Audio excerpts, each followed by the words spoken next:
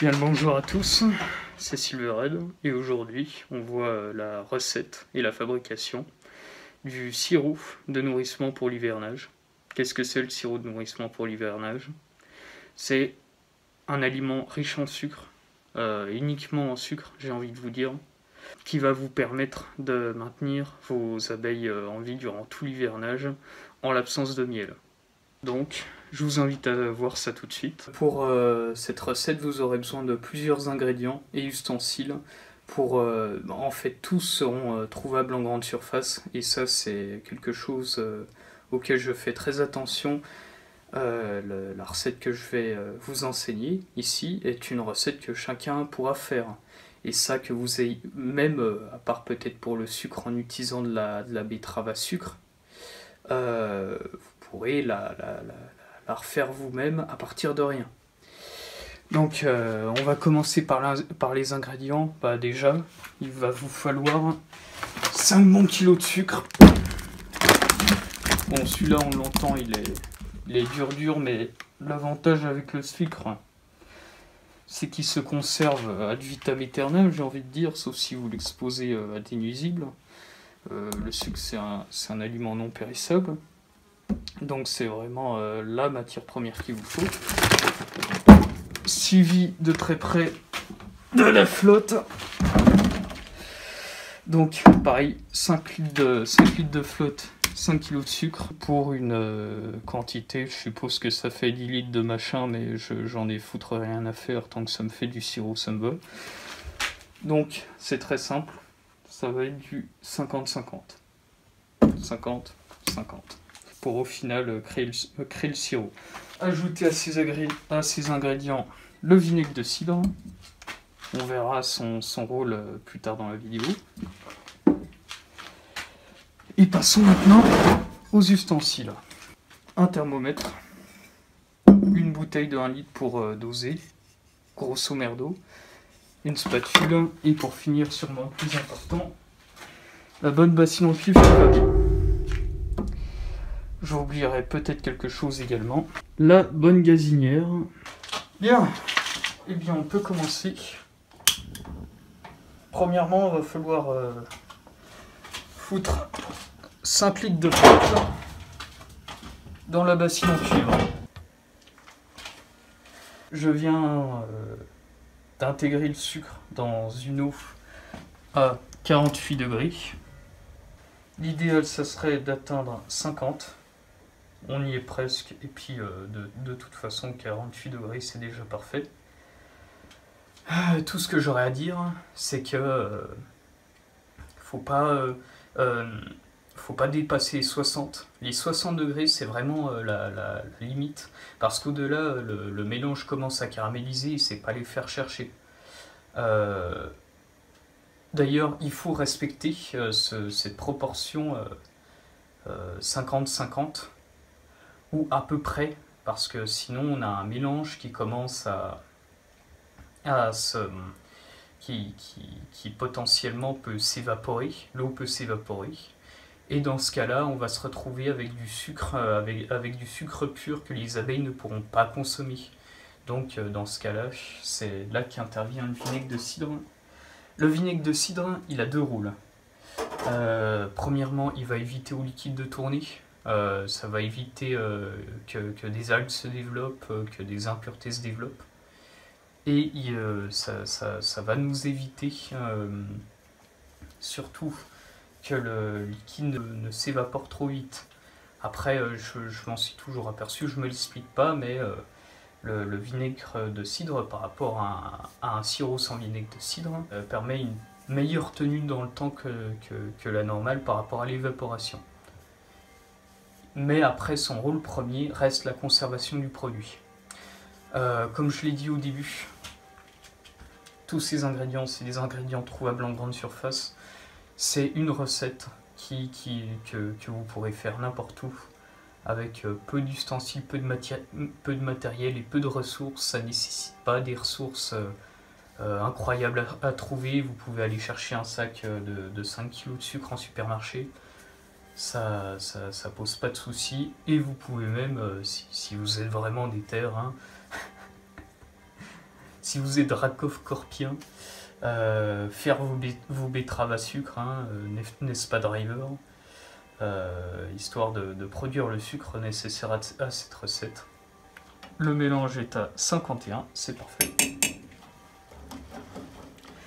Le souci avec le sucre, enfin l'avantage et le souci avec le sucre, c'est que c'est un produit inaltérable, enfin qui se conserve quasi ad vitam aeternam, sauf en cas d'exposition nuisible. Mais c'est vraiment une matière première qui est de qualité, et il n'y a pas meilleur pour nourrir les abeilles. Par contre, point très important, privilégiez toujours et avant tout le sucre blanc. Les abeilles ne consommeront que du sucre blanc. Le souci avec le sucre roux, si vous êtes dans un trip, ouais, mais le sucre roux c'est respectueux de l'environnement, vous allez leur donner la chiasse, en tout cas ce qu'on appelle la dysenterie, et la ruche finira par crever dans sa merde littéralement. Et je pense pas que ça soit votre intention. Donc toujours faire son mélange en sucre blanc. Bien sûr, le sucre roux, ça reste une alternative excellente au sucre blanc. Et après, rien ne vous empêche de cultiver de la betterave à sucre dans votre jardin et d'apprendre comment la traiter. Parce que au fond, c'est bien ce qu'on peut faire de mieux. Produire par nous-mêmes et au final arriver à une autonomie qui certes ne garantira pas tous vos besoins, mais allégera considérablement vos dépenses quotidiennes. Voilà, deuxième souci avec le sucre, c'est que il se solidifie très rapidement, et dans ce cas il revient au pain de sucre. Vous savez, ce pain de sucre au début au milieu jusqu'à la moitié du XXe siècle, qui était consommé comme tel dans les cafés. Un pain de sucre qu'on tapotait avec un marteau pour donner du sucre au client. Et bon, aujourd'hui on a le sucre en poudre, mais auparavant le sucre se consommait comme tel, comme un pain. Et il se solidifie très facilement, ce qui après facilite son transport vu qu'il est très solide à cet état. Mais vous allez devoir le casser en petits morceaux. Je vous conseillerais pas de le taper alors qu'il est encore dans le sac, plutôt de le mettre dans une casserole et d'en faire quasi du sucre en poudre. Après il se casse très facilement. Bien sûr, ce genre de mélange est disponible dans les caves apicoles. Le souci c'est que après, bien sûr, tout le monde n'a pas une cave apicole près de chez soi. J'ai légèrement augmenté la température. D'ailleurs, c'est pas ce qu'on recherche. On recherche plutôt une recette qui se fait soi-même. Mais la cave apicole propose un produit beaucoup plus visqueux, plus facilement transportable. Après, c'est chacun qui voit, chacun selon ses besoins et surtout chacun selon son budget. Donc, on a un mélange homogène quasi parfait.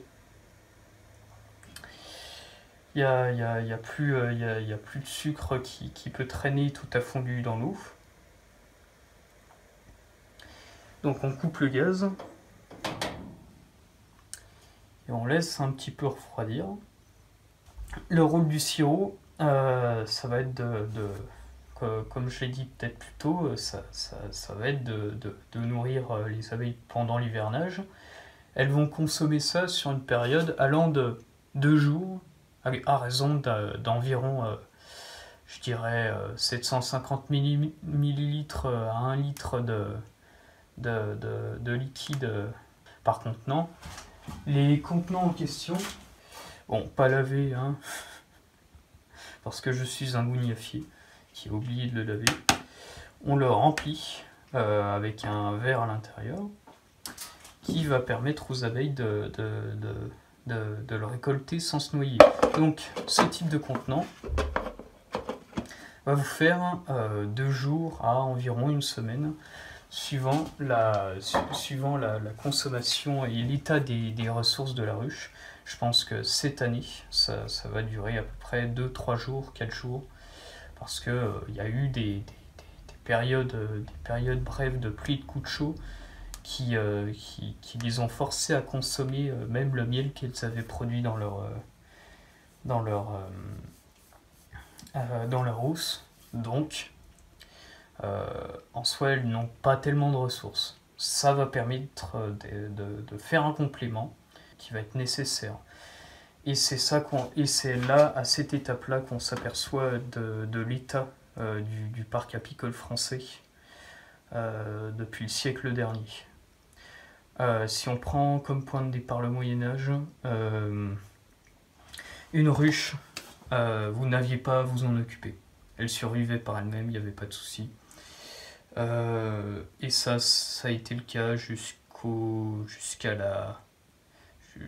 début moitié du 19e siècle, où avec l'industrialisation, on a commencé à s'apercevoir que les colonies faiblissaient quelque peu. Début du 20e siècle, les colonies prenaient un petit coup dans l'aile, mais c'était encore potable. Et c'est véritablement à la moitié du XXe siècle qu'on a des conséquences clairement visibles sur les colonies, diminution du nombre d'essaims. Une colonie, auparavant, vous n'aviez pas à préparer ce type de produit. C'était lorsque vous deviez nourrir une colonie pour l'hiver, vous pouviez être sûr qu'elle c'était considéré comme une colonie déjà morte. Alors vous imaginez bien ce que dirait un apiculteur d'antan s'il voyait les ruches d'aujourd'hui. Tout ça pour vous dire qu'on est dans une situation critique et le fait qu'on doive nourrir les ruches, c'est en soi déjà un signe important de faiblesse. Bon, normalement, là, ça fume encore, ça doit être à quelque chose comme 50 degrés. Parlons du vinaigre de cidre. Conservation, comme dit plus tôt. Il faut savoir que le vinaigre de cidre, il y a une dose bien précise à respecter. C'est pas plus de 2 cuillères à soupe par litre. Et en l'occurrence, cette louche, ça fait environ 1 cuillère à soupe.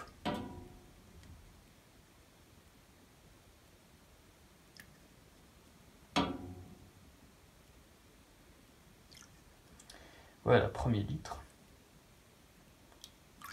Deuxième litre.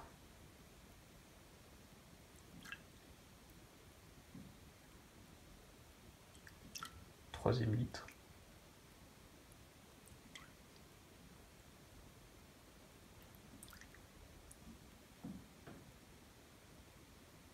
Quatrième litre.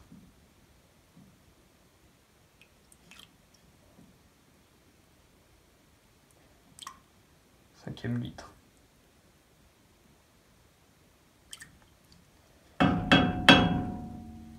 Voilà. Et vous allez voir, quand on le versera dans le seau, ce mélange qui auparavant aurait dû être transparent, vraiment transparent, aura une couleur en brie. Bon, c'est très subjectif, mais j'adore cette couleur. Donc, auparavant, le bidon qui va vous servir pour l'eau servira à récupérer le liquide. Vous l'aurez vidé, bien entendu, du surplus d'eau qu'il y avait. Le surplus d'eau, videz-le dans les fleurs. Je conseille à chacun de prendre le bidon, un fond de bouteille qu'on place au-dessus, sur le bouchon, et une louche.